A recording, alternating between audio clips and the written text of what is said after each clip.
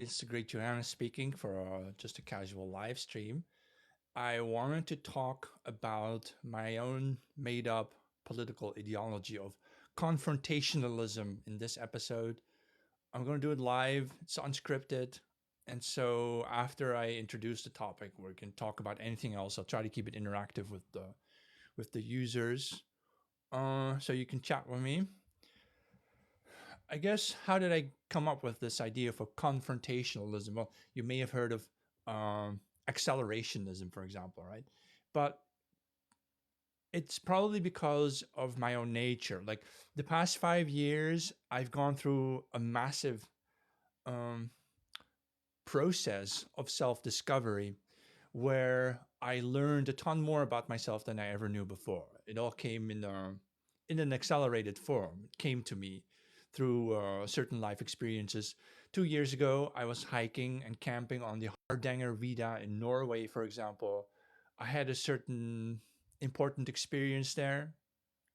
I was camping in my tent up on the mountain in the cold, in the snow, fog, and rain, hail, heavy, heavy winds, so heavy it felt like I was camping on a highway with trucks and buses slamming into my little tent.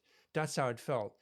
I came down from that. I came out of that, and it affected me. It changed me a little bit, and I started to discover a lot more about myself, such as, for example, I have always been quite confrontational in my attitude toward the world. I'm a conflict loving person. I'm a risk taking person. That doesn't mean I'm a thrill seeker. I don't do it for the adrenaline. I do it because I feel I'm being wronged and I want to push back and stand up for myself and basically let people know uh, they can't treat me that way, right? And so I also don't do it all the time. Let's be realistic. You can't be confrontational the whole time. It's like your testosterone hormone isn't there 100% all the time. It's like a battery and you can drain it. If you do too much confrontation, you'll be drained. You have to charge your batteries, go on holidays, and then come back and push back and fight back again, right? So if you find this topic interesting, topic is confrontationalism as a political ideology. Uh, if you care about it, go ahead, ask me some questions. Um, so because of my own personal nature, and this may sound strange because over the past 3 or 4 years that I've been on TikTok, I think I've been on TikTok for about 3 years now, 3.5 years maybe. And I have been speaking about so many different topics in a way that people will find very provocative and pushing the boundaries. And I got my account banned like 12 times in a row or so, right? And I always come back because I feel like I have so much more to say. So just to make a distinction here between what is confrontation and what is conflict is not the same thing. Um, People who enjoy conflict love having conflicts with their relatives or their friends or their loved ones and so on, right? Um, Confrontation is you seek it out, meaning it can be, for example, that there are things that are not being said out loud that need to be said. They are true, for example, and you want to confront people with, say, the truth or with the facts or with the evidence or simply with your opinion and your ideas of how things should be done, right? Um, Hold on. I will ban everybody who mistreats me. So the point here is, since me speaking on TikTok has revealed to myself that I'm a confrontational speaker. I like to show people, look, this is what you're not talking about. This is how it is. Or this piece of information changes your whole equation, changes everything you believe in. So I start talking about the green energy movement, right? How I think it's a scam. Right? I talk about maybe during the COVID era, I would have said that as well. Can't say too much, right? Hi, Dazo. The topic of discussion is confrontation and confrontationalism as a political strategy to achieve our goals. So I was just discussing about how I personally happen to be a very confrontational person in my speaking and my thoughts and my ideas about the world. So I confront authorities. I feel like I am, for example, when I have trouble with immigration or diversity, Usually my argument is that our governments are mistreating us, namely they are favoring foreigners over their own people, right? And that favoritism is something I obviously don't like, right? I don't like it that the Dutch government literally favors migrants. Have you seen the news in Britain? They're shutting down nurse education so that native British women can't become nurses anymore because the state favors importing them from Nigeria. True story. This has been in the news. So that's favoritism, where the government favors other peoples over their own. It's like the same as anti-nationalism, really. Now, I feel we should confront the government with this. Hey, you're guilty of favoritism, favoring other people over your own. So it's not a matter of I hate foreigners. It's a matter of I hate the government favoring foreigners. It's a very different matter, right? Almost all my logic, all my arguments are like that. So it's favoritism is the issue here. Why don't you care for your own people? Why don't you support your own people? And I feel like we should just confront our governments with this and say, we're not going to fight wars for you anymore. You want us to die fighting wars in Moscow for you and fighting the Russians and Iran and defending Israel? You want us to defend your precious Israel? No, we're not going to do any of that because you screwed us over. You maltreated us. You've not been fair. You favor other people over your own. Why should we die for your wars? I don't even care about this economy anymore at this point. See, I'm being confrontational, right? And so, hi, the chosen one says, yeah, you have shocking diversity quotas in the UK and services of suffering. Yeah, they believe there's no such thing as our people. That's another thing I would like to rub in their faces. Like, look at what you're doing to us. You're not treating us right.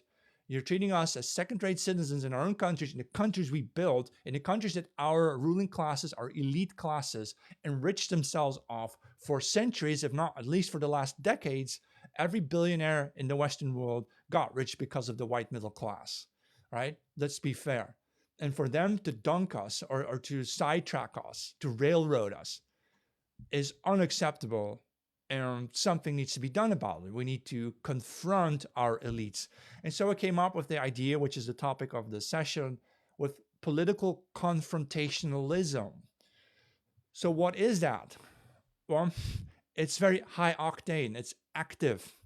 We're not going to vote once every 4 years passively, hoping that somehow magically the democracy will sway in the right direction, convince all the bureaucrats, career bureaucrats, to finally do the right thing for us. Whether we vote left or right, it doesn't freaking matter. Have you noticed, by the way, that a lot of normie people who vote left, they actually think that their left-wing parties are supposed to also do something about mass immigration? Have you noticed this? That left-wing white people are equally racist. They just care more about financial issues or financial inequality than they do immediately about their neighborhoods, right? Confrontationalism as a political strategy is we're going to recruit from all these normies are useless in this sense. They're not going to do anything for us. But hold on. Anybody who abuses me verbally is out. Goodbye. I'm like a school teacher who just sends you out right away. So confrontationalism as a political strategy is about, hold on, another clown, goodbye. I just told you. We're going to recruit from our people, those ones with the most daring natures, with conflict-loving, risk-taking natures, but the smart ones, because you don't want stupid people. And we're going to create what I would call a phalanx, or you might even call it something mythically like the Spear of Destiny, right? It's basically an organization. It's a group of people who are intelligent enough not to be stupid or to act stupid, but who are also willing to take risks, to face pain and death, for example. Why would that be necessary? Because we're going to confront our ruling classes and the democracy itself, basically saying to it, you better shape up and you better improve yourself, because if you don't, we will overthrow you, right? We will cancel you and replace you with something that is a superior system that does work well for us. So in the case of the favoritism I was just talking about,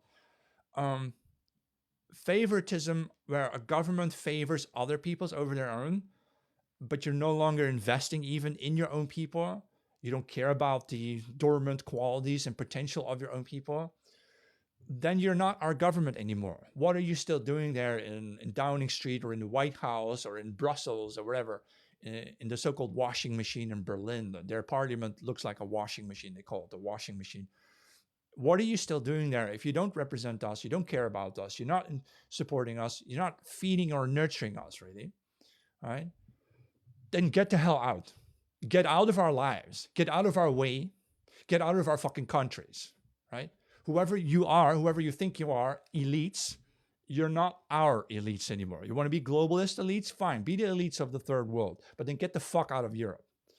So that's my message, my confrontational message to our ruling classes. And I want to turn that into a political ideology. I call it confrontationalism. I don't like big words. Maybe we will think of something else, right? We'll think of a better word someday, right? Yeah, I would like to. Yeah, Lelouch Victoria says, would you start a political party along with your organic movement?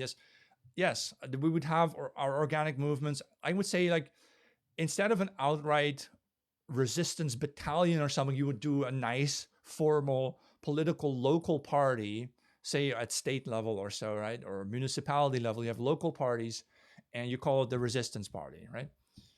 So we can start normally, legally, as we organize ourselves and build up to what we really want to do and start confronting all those bad people in power.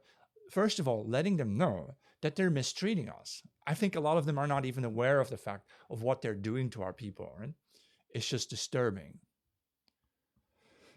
All right, it's nice to see some people online. I've just been talking for 12 minutes about confrontationalism, and what I usually do in the live stream, I will speak for about an hour total and see whatever comes up. I'll talk about many different topics, but I always try to refer back to the original topic that I started with, right? So political confrontationalism, right?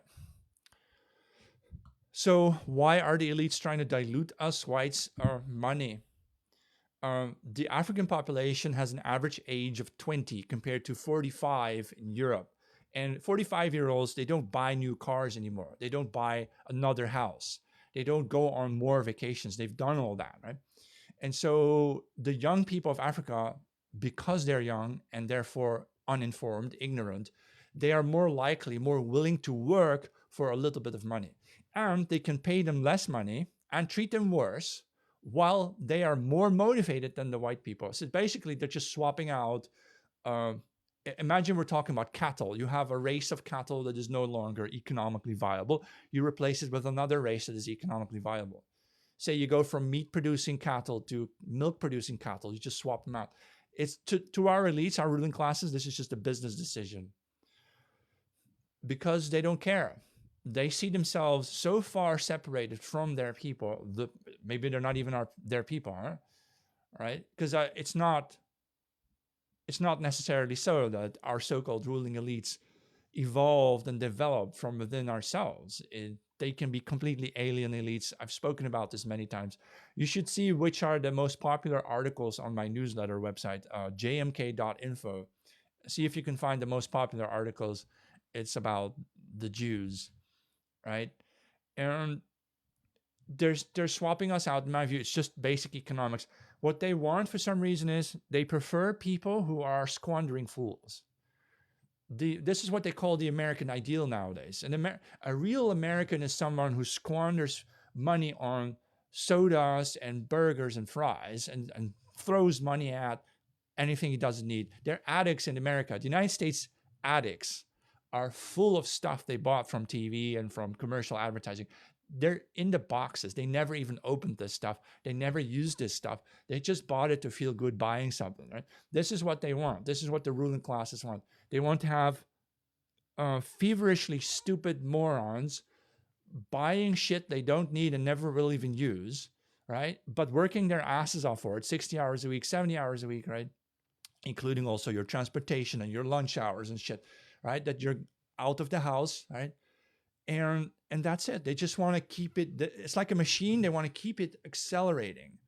It's an economic machine, and they just need more and more and more. This is why they love people with lower IQs. because they're even stupider. They're even more gullible, even more easily fooled with commercial advertising, right? Who are the people who go to a club and spend $500 on a drink? It's not rich white people, right? It's poor black people who spend their week's worth of wages on a drink in a club to show off, right? So they love that. They love that whole demographic that is like that. That is basically a squandering fool. Now, a lot of white Americans are squandering fools, and they wish Europeans were like that too, although Europeans are not as squandering as the Americans are. Our cars in Europe, for example, are twice as fuel efficient as those in the USA even today. In many other aspects, Europeans are just Scrooges almost. We don't spend too much money, especially Germans. They're very tidy with their cash, right? And they don't like that. The globalist elites, they just want to. Their view of accelerationism is to get people to consume more, right? Um, like the USA is like a Godzilla monster that just eats and devours and eats and shits, and that's all it ever does, right? At this point, it's just not really a real country anymore. I think in many statistics, you'll notice that the United States is starting to look like a third world country anyway, because that's what happens when you import so many third worlders into your midst. One of the saddest statistics that I've seen is that in the southern states of the USA, Texas and so on, has like 20% white baby births. Of all the babies born, just 20% are white.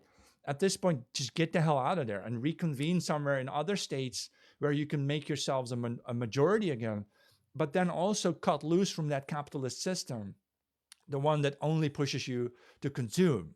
There's another form of capitalism, like the sort of the father and son family business type of capitalism, where it's about quality and about a good standing and reputation. That's a very different model from basically, let's invent fake markets so we can stuff people with more shit they don't need, right? Zog bots and NPCs, yeah. Absolutely true, right? So how do we reverse all the problems that multiculturalism has done so we can have our countries back? Yeah, so I was just suggesting a new political strategy called confrontationalism, where we recruit the daring men among us, the ones willing to risk it all, the ones who are no longer afraid of death, or are at least willing to confront death, and let these people let's get organized and then be that spearhead, that spear of destiny, or the phalanx, or whatever you want to call it, the avant-garde, culturally speaking, where we simply begin confronting our so-called ruling authorities with the crimes they've committed against us and letting them know that we're not going to let them get away with this. It's just over, right? You used to be a Latvian ultranationalist. You made me respect Central Europeans. Okay. Well, that's good then, right? At least you care about your own people, because no one else does, right? There's this silly remark where they say, nationalism is stupid because you don't decide what country you are born in. Well, you better hope that the country you're born in is nationalist, stupid. Otherwise, it won't be your country for very long. You will be flushed out by other people who charge less, who can be treated worse. You're not going to be able to compete with slaves. So you better be born in a country that has nationalism in it. I mean, look at the Western world. Look at what we've done. Look at our countries.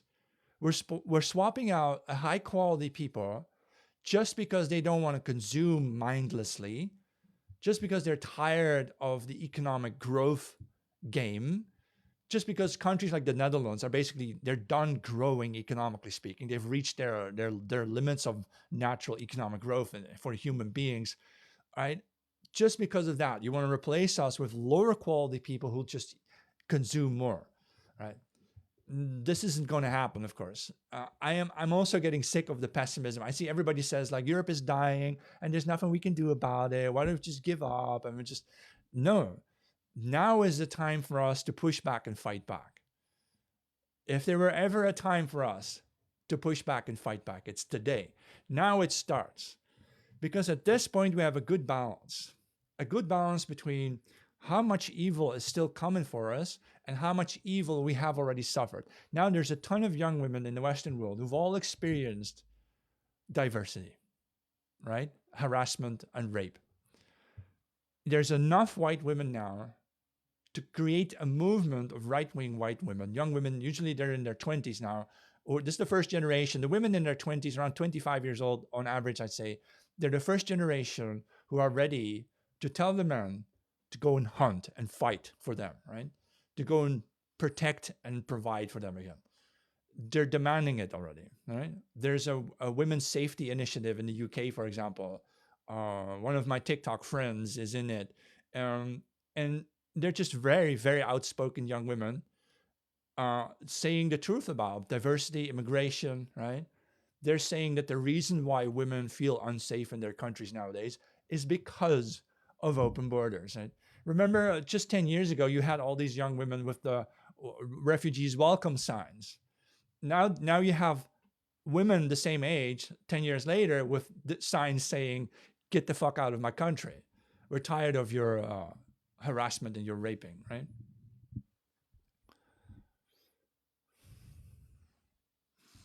Mm. Oh, you have lagging. I don't know what I can do about it. I could change some settings. So let's see if it goes. Or I'd have to restart the whole stream. No, wait.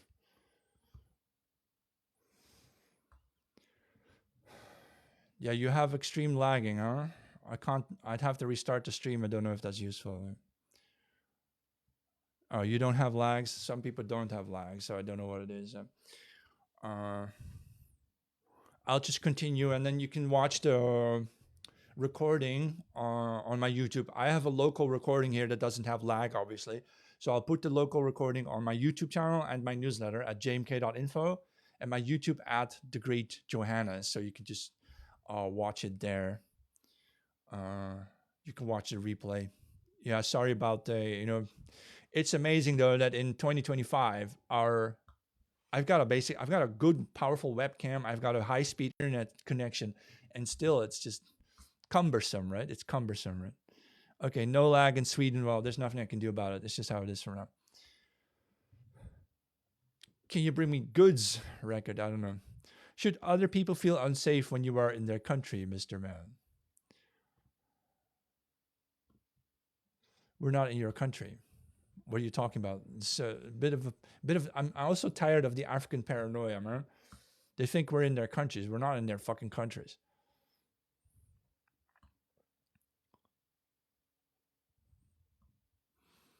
No lag. Why would I be debanked?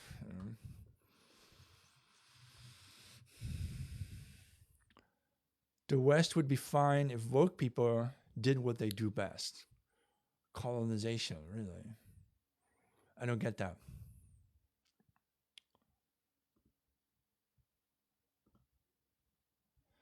I was raised I went to a Christian Catholic school. Yeah, so today's Whit Monday, isn't it? Yeah, you're not supposed to work on Whit Monday. At least in Germany today, it's a day of where you attend mass and you don't do work. And I was thinking about this today. The value of religious holidays, meaning where you get to have a day off, is to counter the sense that you always have to go to work and make money. If you have enough religious holidays, it reminds you of, well, wait a minute, there's also supposed to be room for contemplation. And you will see your work differently when you do the contemplation.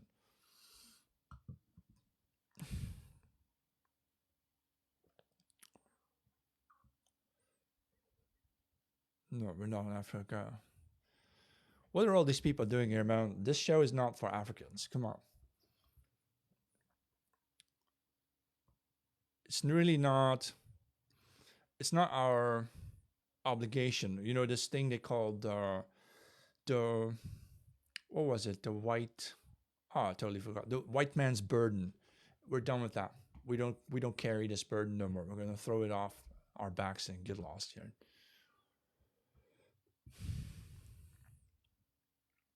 All right. Right, that's a good point. Our elite governments did the colonization, not us. In case of the Netherlands, for example, it was just handfuls of families from the provinces of Zeeland and Holland, right? That's where Rotterdam and Amsterdam are. They did the whole colonization thing, and the ordinary common people of Europe had nothing to do with it and didn't benefit from it either. I mean, this is a debate we've had many times before. I've spoken about this at length. It gets boring, right? I don't vote for the PVV though. If Africans wanted democracy, how come they never thought of it themselves? They had 300,000 years to do it. That's always the problem with Africa. They say that Europeans stole their resources, but why didn't you use the resources for 300,000 years? Do you know about oil? Oil was really discovered in the USA and became, so at first people were using lanterns, lights that ran on whale fat oil. So they were hunting whales for whale oil so you could have light in your room. In 1901, they strike so much oil that oil becomes a business in the USA, right? United States. And they start using oil to fuel their lights. It wasn't used for cars yet. It wasn't used for anything else yet. It starts using it for lights. And this is strange because the Arabs had oil all the time and they never looked for it. They never found it, had no use for it. Other countries around the world, they all had oil. Russia had oil. They all had oil. Even Europe, Romania had oil. No one looked for the oil. It was the white man in the USA who struck oil, right? And starts figuring out what to do with it. And that's so peculiar. Like, you can't complain about this. If you complain about the fact that white people got our oil, then why didn't you use the oil? Why didn't you invent democracy? If you loved equality so much, why didn't you have it in your own countries or in your own tribal nations when we found you? You didn't have equality, you had slavery, right? So I'm sick of that debate. You know, anybody complaining about inequality should be reminded of this 300,000 year gap where you didn't do anything, right? We're not responsible for what you didn't do.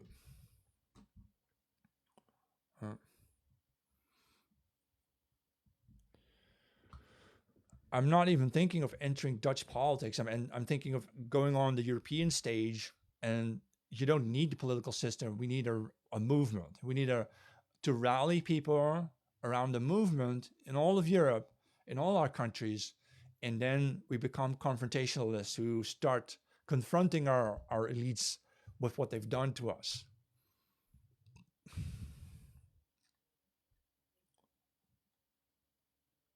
All right. They couldn't even think of the wheel. Yeah. So, thoughts on gay rights and helping in a nation. How are they helping in a nation? That's a peculiar thing to say. They should have the same human rights that all humans have, but that's it. Anything more than that, it would be weird. Why would you deserve more rights? You know? My goal is to transform Europe and to make Europe a powerful player on the world stage again, like a Spartan, Christian Sparta, all right? Patriarchal, a bit militaristic, or maybe just full blown in militarism, where we focus on our talents, our skills, our physical and mental well being, and somehow figure out a way to beat all the other competitors on the world stage and let everyone know Europe was the cradle of modern civilization and of ancient civilization, and is going to be the cradle of future civilization as well. We're not going to let people tell us what to do anymore. So we're not going to submit to the Arabs because they got oil. We're not going to submit to the Russians because of their gas. And we're not going to submit to the Americans because of their military. We're going to find a way to wrestle ourselves free from all this nonsense and carve out a path for ourselves again. That's the most reasonable thing anybody should do. So,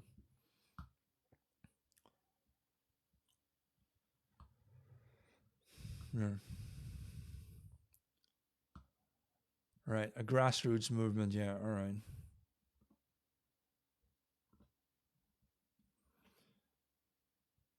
Right, right. Charles Murray was right. Yeah, it's 97% of inventions of the past 500 years, and most of that before that as well. So, yeah, we did a lot of good things. Yeah.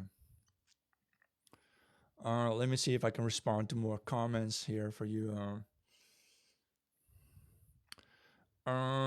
No, Christian morality did not lead to the decline of the West. It led to the rise of the West.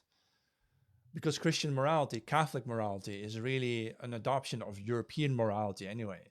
One man, one woman, for example. Whereas in the matriarchal cultures of Northern Africa, you have one man, 40 wives. And that leads to basically a situation where you have 39 men who don't have a wife. And what happens then with those 39 men? They don't do anything. They have nothing to do. They have no power. They can't invest. They cannot work to make themselves valuable enough to be able to marry a woman. So they are discarded males. In a matriarchal system, you have large numbers of males who are inactive. They exist, they live, they eat, they breathe, but they have nothing to do. And this is what European colonials, Christian colonials, saw when they came to Africa. They saw everywhere in these tribal towns large swaths of men wasting their days, doing nothing, just sleeping in the shade, eating a bit, and that's it. They had nothing to do.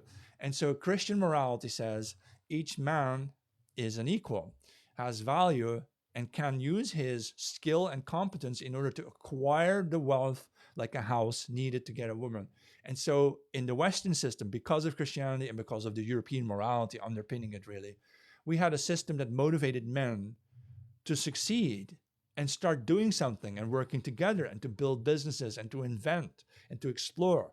The Africans and the Arabs never had these incentives because they didn't have Christian morality. So Christianity made us, especially in the past 500 years, Christianity is simply the driving force behind it all. Right? Is the surge in the right wing across Europe good, or are all those people just supporters of Israel? I'd say the leadership is those people who went to the CPAC Hungary, the conservative political action club, like Eva Vladingerbroek and Alice Weidel of Germany. Those ones, I think they're all controlled opposition. But I also think we don't need them. So they represent just the same old stuff, the same old businesses and whatever. We don't need them. What we need is a grassroots movement. Yeah, that what we need is simply men who realize that continuing work for this economy and for this society is just no longer useful. We can quit doing what we've been doing, understand that there's nothing left in it for us, and that the whole thing is going to change because we're going to change it, right?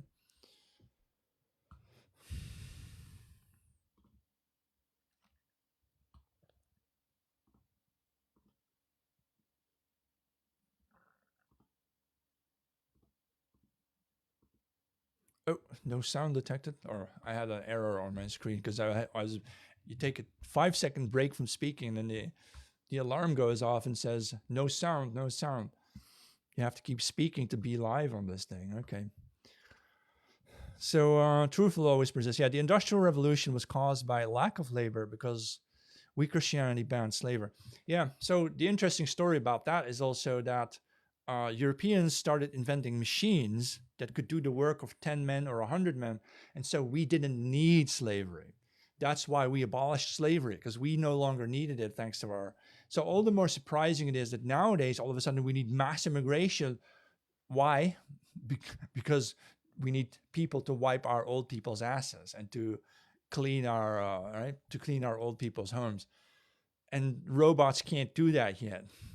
If we had household robots that could wipe old people's asses, we would not have had mass immigration. If we had robots that could operate supermarkets and other places that everybody frequents, we would not have needed mass immigration. So it's just sad. It's we start out as the modern West with machinery that means we don't need slaves. This is how we beat Islam, right? Because they were relying on slavery. The whole Ottoman Turkish Empire relied on slave labor. And when the United States was discovered by us, by the Europeans, and we began developing machines, especially since 1900s with the oil we discovered, that's when the whole Islamic sphere of influence collapsed. Also, the Middle East collapsed. Whatever there was in Israel or Palestine collapsed. The Jews, literally, who used to control the Mediterranean Sea, lost their influence in the Mediterranean because power shifted to the USA, to the Atlantic sphere, to Western Europe and to the Atlantic. And now, of course, everything has changed again because now we have so many old people. We've been too successful. and we're riding out this wave, a crashing wave, crashing into the beaches, so to speak, where now we have too many old people that we don't want to take care of, and now we need immigrants to take care of them. It's just so sad. This shouldn't have happened, but anyway. Yes, I am on X, but my username on X is at JohannesMKX. At JohannesMKX is my my X username. So not this at GreatJMK. That's not me on X now. Right. I think the AFD is indeed Zionist control there. Is mass immigration good for Europe? Mass immigration is good for no one, you know. What's your question? Was mass immigration good for the Native Americans? Suppose the answer is no, huh? So if we don't want to be flooded and overrun, we have to confront, all right, the world. In order to stop mass immigration, which basically we need to prevent housing from being built. We don't need more housing in countries like the Netherlands. It's overpopulated anyway. We've got enough houses. We just have too many old people in them. The solution then is not to build 1 million more houses for migrants. The solution is to keep the migrants out and then somehow fix the problem of the old people. You can imagine, for example, that young people can move into the houses of the old people and say, take care of them. That way, we wouldn't need immigrants. We don't need to build houses for immigrants. But of course, then there's the economic matter. I myself don't care about the economy. I care about the well-being of the people. And that's just not the same thing. Your economy can grow while your people go sick. And your people can get healthy while your economy is in decline. These things are not really related. It's more like, do you believe a people exist to serve the elite interest, the rich and powerful? Or do the rich and powerful exist to serve the people? See, that's what I believe. Right.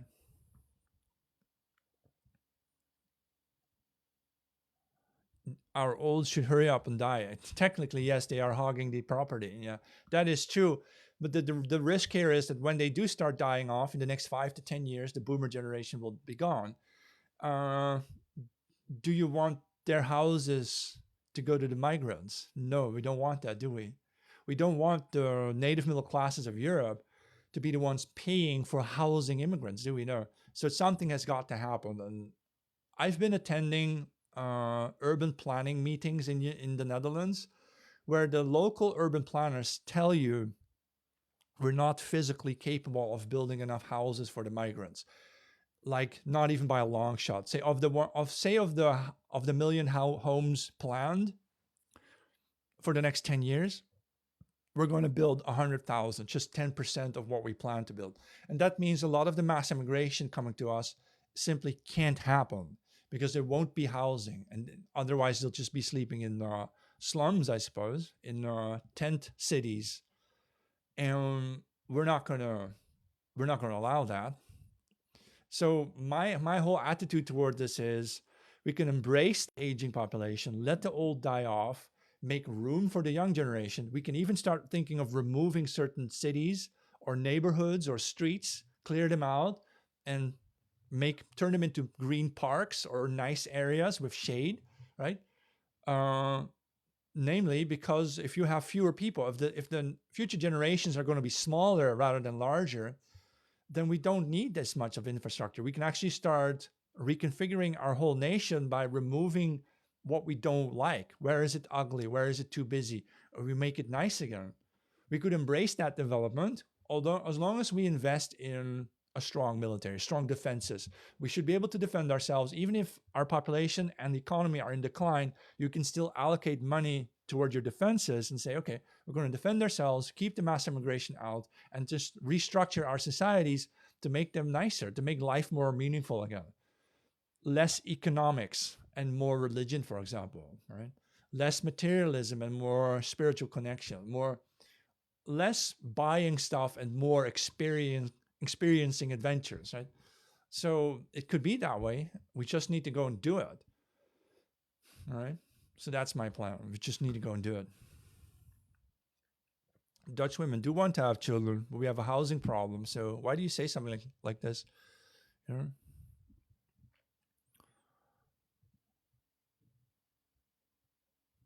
A society in homeostasis. China, really?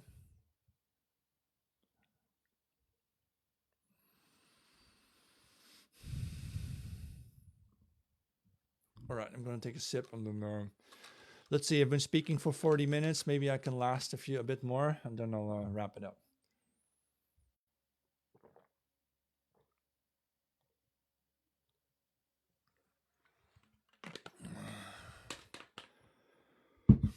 When I started doing live streams, I couldn't possibly fill an hour with words. I had a lot of trouble keeping myself speaking, and I've gotten better and better at it because this is totally unscripted, right?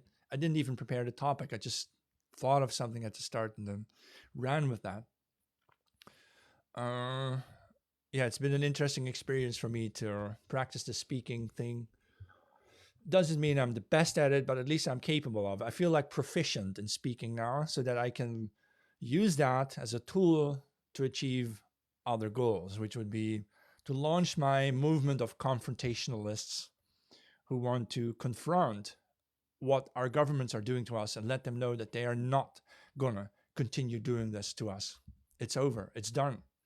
We're done living for the economy, and we want to live for ourselves again, for who we want to be and not how others design us to be, right? I imagine you have these sociologists who I call them like social engineers. They want to engineer humanity and engineer our behavior. We're not going to allow that. We're going to go back to the roots of it all and embrace that, perhaps Catholic or European morality, and say, this is who we are, and you don't get to redesign us. We're not your freak experiment, so to speak. You got to let us go, right? Right.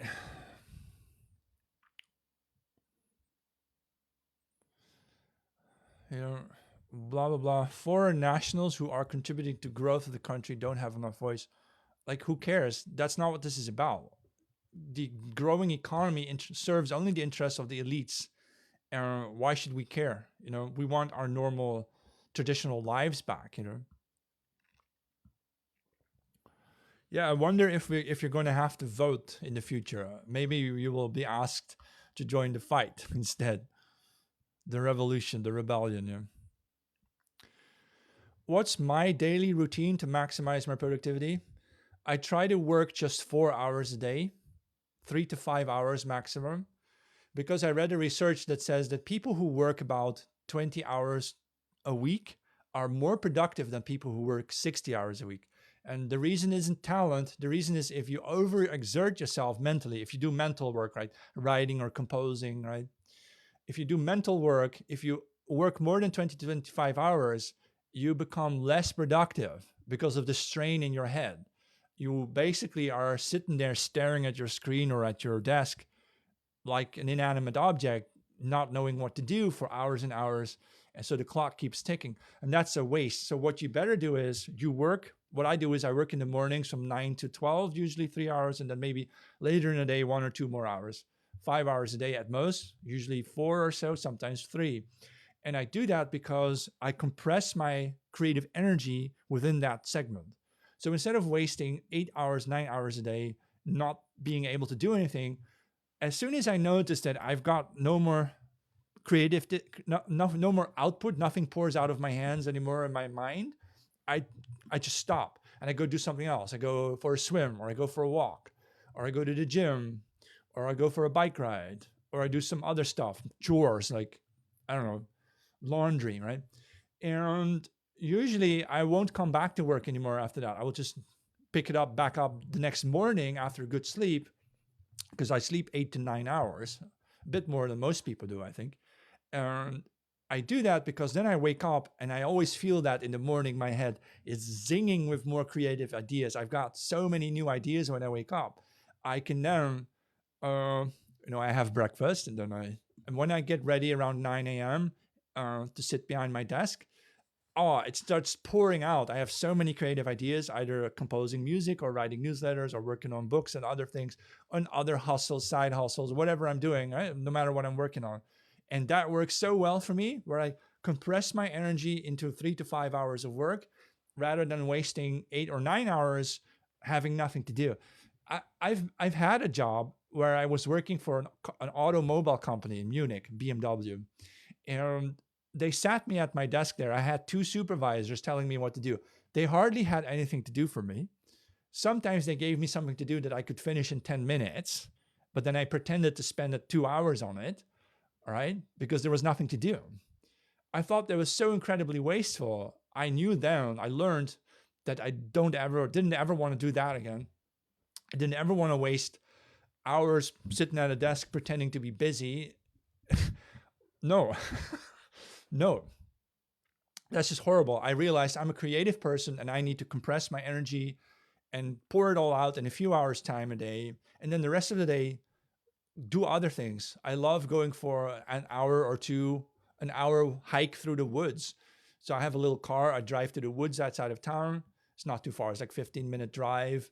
And then I get to walk around nature for an hour. And all of that, other things that I do, the walks, the hikes, going for a swim, this relaxes my mind so much that I can then come back to work fully focused with new energy. Because your creative energy, I think, is like a battery. And if you empty it, there's no point in sitting at your desk any longer. You need to get up and do something else. Recharge the battery and then come back when you're charged again. And you will feel it in your head. You will feel your head full of ideas again. Then you know you're ready to go do some more work, right? But, maybe if you're a manual laborer and you have to work 8-9 hours in the coal mines, maybe that's different, right? But even your body, I assume, needs a lot more rest than that. I think even coal miners could be more productive working fewer hours but with more energy than longer hours with less energy. But hey, it's not up to me to decide this, right? I'm just giving you my suggestions, right? Right. Yeah. Corporate world is a scam. Yeah, I think they call it bullshit jobs. There are so many people in corporate. They wear nice clothes and they take home a lot of money, but do they really do anything other than responding to an email once a week? How many people would be in corporate making more than 100K a year, responding to a couple of emails a week? I think a shit ton of people.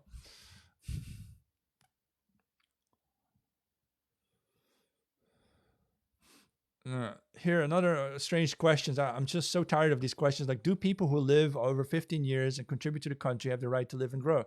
Why couldn't you do that in your own country? You're forcing others to live with you, remember? It's very selfish. Like, they always call us racist because that's the only argument they have to demand their right to live among us. But what's the benefit to us? There's no benefit. I mean, it's not like there's a benefit, but we're so racist that we hate the benefit. No, there's no benefit. It's negative to us, and we don't want that. And then you call us racist, right? So it's evil. Don't do this to us.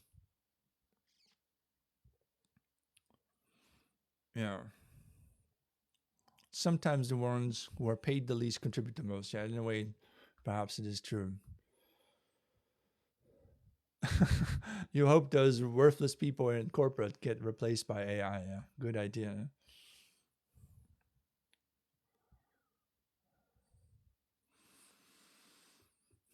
What time in the day do you absorb information?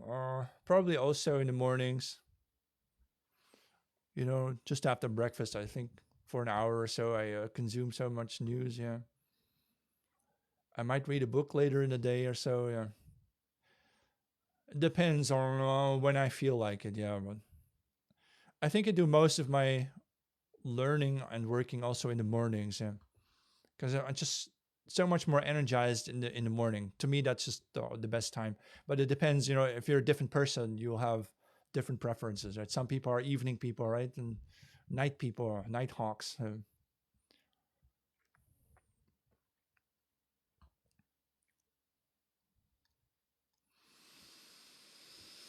All right. I've been speaking for 50 minutes and I feel like I'm done. So I'm going to wrap it up. You can go to my newsletter at jmk.info. You can go to my Twitter at JohannesMKX and to my YouTube at The Great Johannes. And I have some other platforms. I'm also at The Great JMK on Instagram. And well, you'll find my links elsewhere. My links are also in the bio of this TikTok account. So yeah, I do feel that a lot of things are propaganda because we are being ruled by a sort of corporate state conspiracy, and they don't care to tell us the truth because it's not profitable. See, they will tell you whatever is profitable to them, and they won't tell you what it is. So, all right, thank you for watching, and I'll see you next.